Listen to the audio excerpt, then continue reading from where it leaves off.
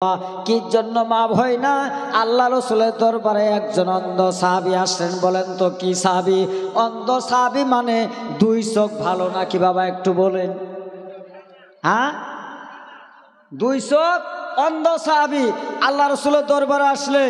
কিতাবে লিখলেন অন্ধ সাহাবীটা একটা ছেলের উপর হাত দিয়ে 7 কিংবা 8 বছরের সন্তানের কান্দে হাত দিয়া নবীজির দরবারে আসছেন। জোরকান সুবহানাল্লাহ। যখন ওই ছেলে আল্লাহ নবীর দরবারে যখন আসছে, আল্লাহ নবী জিজ্ঞাসা করছে, অন্ধ সাহাবীরে তুমি কিসের জন্য আসলা? এখানে কৃষক আসলা? বাবা ওয়াজটা করলে শুনবেন তো ইনশাল্লাহ? একটা আওয়াজ দিয়ে বলেন শুনবেন তো? যে নামাজ কেন মাপ নাই, আমি সংক্ষিপ্ত ওয়াজটা নিছি। অন্ধ সাহাবী আসলেন, আল্লাহ নবী বলে, এই অন্ধ সাহাবী তুমি কিসের জন্য আসলা? অন্ধ সাহাবী বলে, লাব্বাইকা সাদাইকা ইয়া রাসূলুল্লাহ, আমি অন্ধ একজন সাহাবী, নবী গো আপনার দরবারে আসছে আমি দুইটা কারণের জন্য।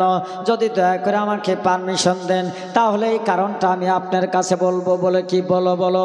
বলে ইয়া রাসূলুল্লাহ, আমি একজন চোখ কানা মানুষ, 5 ওয়াক্ত নামাজ আপনার পিছনে মসজিদুন নববীতে আমি কায়েম করি। জোরে কোন সুবহানাল্লাহ। নবী গো, ও নবী, এই যে তাকিয়ে দেখেন আমার শরীরের মধ্যে পাথরের দাগ, ফাটার দাগ, চামড়া ফাইটে গেছে, জায়গায় জায়গায় পাথরের মধ্যে উষ্টা খায়, জায়গায় জায়গায় গাছের সঙ্গে তাল খায়, কত সময় পাকারের মধ্যে আমি পড়ে যাই। বলে কেন? কারণ আমি অন্ধ মানুষ গো নবী, চোখে দেখি না। এশার নামাজের সময়কালে অন্ধকার সময় হয়, ওই সময়কালে কোনো সাথী পাওয়া যায় না, সমস্ত সাহাবারা আগে এসে যায়, আমি একলা পড়ে যাই।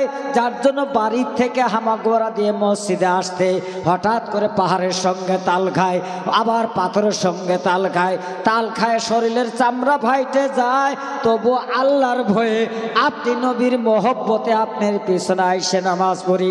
নবী গো, ওহো নবী, আপনি আমার শরীরের মধ্যে তাকিয়ে দেখেন আমার শরীর ফাইটে চৌচির হয়ে গেছে।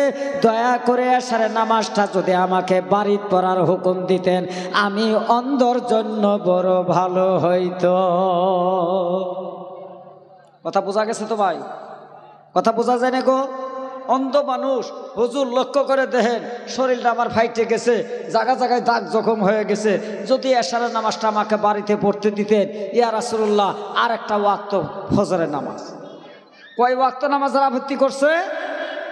একটা ঈশা, আর একটা কি জোরে কয়? ফজর। ও বাবা জিরা, ফজরের নামাজ কয় রাকাত গো? 8 রাকাত না? কয় রাকাত? 4 রাকাত। আমগর তো ভুল হইতে পারে নাকি? ও বাবাজিরা, আবার বলে ইয়া রাসূলুল্লাহ, ফজরের সময় অন্ধকার সময় থাকে, সকল সাহাবী মসজিদে আসে, হঠাৎ করে আমি একলা পড়ে যাই ইয়া রাসূলুল্লাহ। কিন্তু আমার একলা আসতে বড় ভয় হয়, একলা আসতে বড় চরম চরম হয়, তবু আল্লাহর ভয়ে আসতে হয়। রাস্তার মাঝে হামাগুড়ি খায়। নবী গো, এই 2 ওয়াক্ত নামাজের যদি রুখসত দিতে, বাড়িতে পড়ার জন্য যদি হুকুম দিতেন, আমি এই 2 ওয়াক্ত নামাজ বাড়িতে পড়তাম, আর 3 ওয়াক্ত নামাজ আপনার পিছনে পড়তাম। এটা চোখ ভালো থাকা সাহাবী কইল না কানা সাহাবী কইছে? জোরে বলেন, ভালো থাকা না কানা? কানা সাহাবী। এখন জোরে আল্লাহ নবী এই কথা শোনার পর তিনার মাথা মুবারক নিচের দিকে করা আছে, কোনো কথা নবীজি আমার বলেন না। এমন সময় কিছু সময় অন্ধ সাহাবী অপেক্ষা করার পর তিনার সন্তানকে বলতেছে, বাবা চলো নবীর দরবার থেকে চলে যায়, কারণ আল্লাহর নবীকে এই কথাটা বলতে বোধহয় আমার বেয়াদবি হয়ে গেছে, আমার তো ভুল হয়ে গেছে, যার জন্য দয়ার নবী এই কথার উত্তর দিতেছে না। এই বলে আল্লাহর নবীর দরবার থেকে অন্ধ সাহাবী ওই সন্তানের উপর হাত দিয়ে আস্তে আস্তে করে কিছু দূর যখন গেলেন, নবীজি আমার ডাক দিয়ে বলেন, এই অন্ধ সাহাবা দাঁড়াও, তুমি যেই কথা আমাকে প্রশ্ন করেছ আবদার করেছ, আপত্তি করেছ, আমি নবী সেই কথার উত্তর না দেওয়া পর্যন্ত তুমি কেমন করে যাইতেছ? দাঁড়াও দাঁড়াও দাঁড়াও, তোমাকে তো একটা কথা জিজ্ঞাসা করতে হবে, আগে যাইতে পারবে না। অন্ধ সাহাবী তরতর করে কাঁপতে কাঁপতে দাঁড়িয়ে গেলেন আর বললেন, ইয়া রাসূলুল্লাহি, বোধহয় আমার ভুল হয়ে গেছে, বেয়াদবি হয়ে গেছে। বলো, অন্ধ সাহাবী রে, তোমাকে একটা কথা বলতে চাই। বলে কি? তুমি যে দুই ওয়াক্ত নামাজ তুমি রুখসত চাইলা, কিন্তু একটা কথা বলো, মসজিদুন নবীতে বেলাল রাদিয়াল্লাহু তাআলা আনহু যখন মসজিদে আযান দেয়, বলো তো অন্ধ সাহাবী, তোমার বাড়ি থেকে বেলালের আযান শোনা যায় কিনা?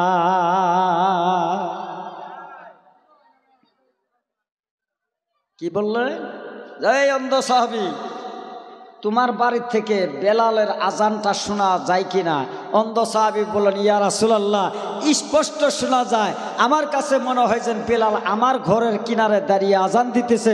একটু জোরে বলবেন না সুবহানাল্লাহ?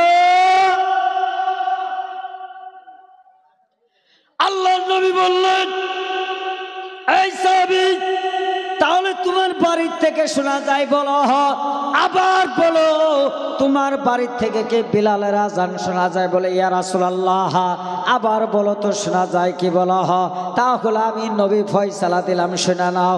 তোমার বাড়ির থেকে যদি মসজিদের আজান শোনা যায়, যতটুক পর্যন্ত মসজিদের আজান যতটুক পর্যন্ত পৌঁছে যাবে, অতটুক পর্যন্ত ওই জায়গার মানুষগুলি জীবন যাওয়ার মারাত্মক বেমার ছাড়া যদি অন্ধ হয়, ল্যাংড়াও যদি হয়, ক্ষতিগ্রস্ত ভয়ানক জীবন যাওয়া উজরত ছাড়া ওই ব্যক্তি বান্দা যদি বাড়ির থেকে যদি নামাজ পড়ে, ওই নামাজ আল্লাহর দরবারে কবুল হবে না।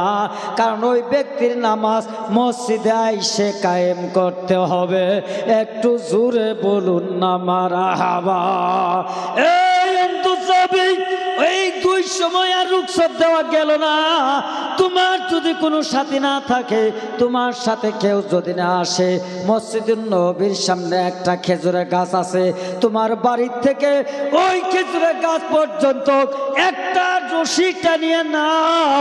যখন মসজিদে আজান হবে, ওই রশি দইটা দইটা তুমি মসজিদে আসবা, আর 5 ওয়াক্ত নামাজ মসজিদুন নবীতে আমি নবীর পিছনে আদায় করবা। তবু চোখ অন্ধ বলে তোমার জন্য নামাজ কিন্তু মাফ নাই।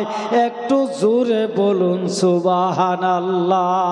তাহলে বাবাজিরা, আমাদের জন্য, ভালো মানুষের জন্য বাড়িতে শুয়ে থাইকে কি নামাজ মাফ হবে? কথা বলো, নামাজ মাফ হবো কি? মাফ হবো না। আল্লাহ কোনো কিছুই বাহানা চলবে না। এই বাবাজিরা, লক্ষ্য করেন, চিন্তা করেন, রমজানের রোজা যদি না রাখেন, রোজা রাখা কি? বাবাজিরা, রোজা রাখা কি? রমজান মাহে রোজা রাখা ফরজ। আর এই রোজা যদি কেউ কোনো উজরত বশত না রাখতে পারে, আল্লাহ তার জন্য কাজার হুকুম দিয়েছেন যে তুমি 40 দিন হয় তুমি 60টা মিসকিনকে খাওয়াও, নচেত তুমি 60 দিন তুমি কি করো? রোজার কাফারা আদায় করো। যদি তুমি ফরজ রোজা না করতে পারো, তবু কাজা দিছে, দেয় নাই গো বাবা? দিছে না বাবা? হজ যদি না করতে পারেন, হজের টাকা তুলছেন, হজে যাইতে পারেন নাই, আপনি কি করেন? ওই হজের টাকা দিয়ে একটা গরিব মেয়েকে যদি বিবাহ দিয়ে দেন, আপনার হজের মতন সওয়াব হয়ে যাবে। জোরাকান সুবহানাল্লাহ। একটা বেমারিকে যদি চিকিৎসা করে ভালো করে দিতে পারেন, হজের সমতুল্য সওয়াব হয়ে গেল। যদি একটা গরিব মানুষকে ওই টাকা দিয়ে যদি হজ করায় দিতে পারেন, আপনার আমল নামাও আল্লাহ একটা হজের সওয়াব দিল। জোরাকান সুবহানাল্লাহ। কিন্তু নামাজের বদলা তো নামাজ নাই, আছে কি বাবা? নামাজের বদলা নামাজ নাই। নামাজ কোনো পাইলেই মাপ দেয় নাই, এটা ঠেহা মশলা নাই। কথা কোন আছে কি ভাই? ঠেহা মশলা নাই। কেমন করে নাই? এক সাহাবাই জিজ্ঞাসা করলেন, ইয়া রাসূলুল্লাহি, নামাজের কিছু তাকিদ দেন, আমি বেমারগ্রস্ত সাহাবী। ইয়া রাসূলুল্লাহ, বেমারি দাঁড়িয়ে যদি নবীকে যদি আমি নামাজ না আদায় করতে পারি, আল্লাহ নবী বলে শুনো শুনো সাহাবা, তাহলে এক কাম করো, যদি তুমি দাঁড়িয়ে নামাজ না পড়তে পারো তাহলে তুমি বসে যাও, বসে তুমি নামাজ আদায় করবা। সাহাবী বলে ইয়া রাসূলুল্লাহ, আপনি আমাকে মাফ করবেন দয়া করে, আমি জানার জন্যই জিজ্ঞাসা করছি, এখন আমার বসারও কোনো ক্ষমতা নাই। নবীজি বললেন তাহলে শুয়ে থাইকে তুমি নামাজ পড়ো। নবী গো, শুয়ে থাকার অবস্থায় আমি হাত পাও লড়াইতে পারি না, এমন প্যারালাইসের মতন হয়ে গেছে, আমার ঠ্যাংটাই এক এক দিকে হয়ে আছে, আমি কেবলার দিকে ছিড়ি না। আল্লাহ নবী বলেন তাহলে তোমার পরিয়ালের কাউকে তুমি ডাক দাও, দেওয়ার পরে তুমি তাকে ধইরা তোমার ঠ্যাংটা পশ্চিম দিকে করো, ঠ্যাঙ্গের তলে বালিশ দাও, তোমার মুখটাও পশ্চিম দিকে করো, পশ্চিম দিকে করার পর ওই বালিশের দিকে উঁচু জায়গায় ইশারা সহিত ওই অবস্থায় তুমি নামাজ কায়েম করো, তবু তোমার জন্য নামাজ মাপ দেওয়া হয় না। আর একটু জোরে বলুন মারহাবা। দেখছেন কেমন নির্মম অবস্থা, তবু আল্লাহর নবী নামাজ মাফের কথা বলুন নাই, কথা বলুন ঠিক কিনা? তাহলে আপনার মতন আমার মতন ভালো মতন কবদুল আলী দেওয়ানি পরাটে খায়ে যে চামচে পেট যে 3 হাত লম্বা করছি, খায় যে মুস্তায় বসে যে কই হুজুর আমনগরে চাইতে আমার ইমান ঠিক আছে, মইরে দেখ